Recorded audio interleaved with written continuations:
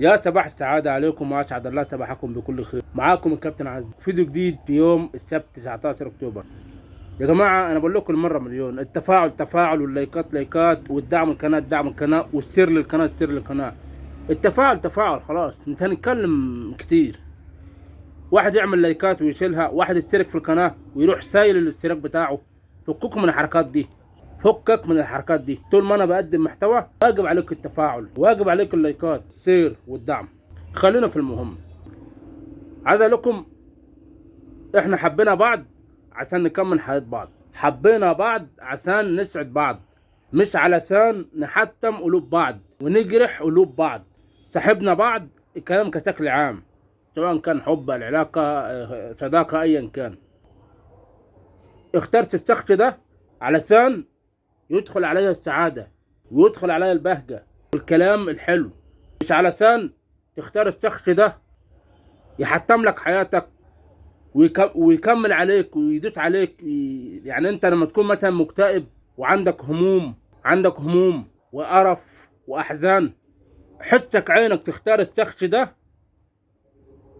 علشان يكمل عليك.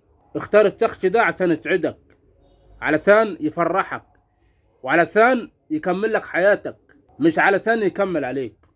كذلك يعني في الحب، حبينا بعض عشان نكمل بعض، نبقى سعداء في الحياة، مش عشان نجرح بعض ونحب ده ونحب ده. خلاص حبينا بعض يبقى لازم نخلي الحياة حلوة ما بين بعض. كذلك الصداقة، صاحبنا بعض يبقى لازم نستمر مع بعض. مفيش حاجة في الحياة أنا الظروف خليتك، الظروف مش عارف إيه، لا يا حبيبي. طالما أنا اخترتك يبقى لازم تبقى حلو معايا. طالما أنا حبيتك يبقى تبقى كويس معايا في الحب. طالما أنا صاحبتك وعملت معاك صداقة يبقى تبقى كويس معايا من ناحية الصداقة. فكل الناس اللي بيضحكوا عليهم من ناحية الصداقة ومن ناحية الحب والعلاقة انهم مش مصحصحين ومش مركزين من الاشخاص اللي هم بيختاروهم، سواء كان صداقة او حب. ولازم تفكروا وتصحصحوا. انا عن نفسي ككابتن عزوز او كعزوز، ليه النهارده ما عنديش حد مثلا اصاحبه او احبه؟ ليه؟ لان مش اي حد احنا هنصاحبه او مش اي حد احنا هنحبه. لازم نصحصح للكلام ده كويس جدا.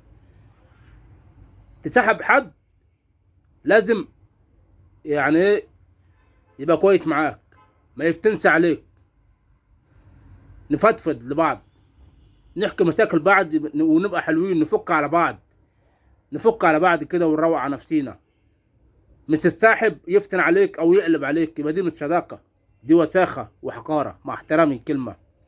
كذلك في الحب، خلاص حبينا بعض عشان نكمل حياة بعض، مش علشان نكمل على بعضينا ونحتم بعضينا بالكلام او نجرح بعضينا بالكلام. فكروا فيها كويس وهتعرفوا ان كلامي صح.